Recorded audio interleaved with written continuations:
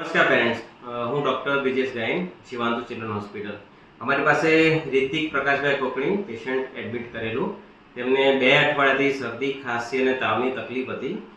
દવાઓ આપ્યા છતાં સારું નહીં થતું હતું. રિપોર્ટ પ્રમાણે ન્યુમોનિયાની અસર લાગતી હતી, એટલે બાળકને દાખલ કરેલું. 2 દિવસ દાખલ સારવાર બાદ હવે બાળક સંપૂર્ણપણે સુરક્ષિત છે અને સારું છે. હવે અમારી હોસ્પિટલની સારવાર વિશે પેરેન્ટ્સથી જ જાણીએ. પ્રકાશભાઈ, તમને અમારી હોસ્પિટલની સારવાર કેવી લાગી? સારું લાગ્યું. અમે શિવાંત હોસ્પિટલમાં અમારા કોયરાને લઈ આવેલા છે. એને 2 અઠવાડિયા પહેલાં તાવ હતો ને પાછા અમે એડમિટ કરવા લઈ આવેલા છે. ચેક કરાવ્યું તો એમાં રિપોર્ટ કરાવ્યો તો નિમોનિયા જેવો તાવ બતાવતો હતો અને એ લોકોએ સારવાર સારી રીતે કરી અને હવે એ તાવ સારો થઈ ગયેલો છે ને એ લોકોનો સ્ટાફ પણ સારો છે.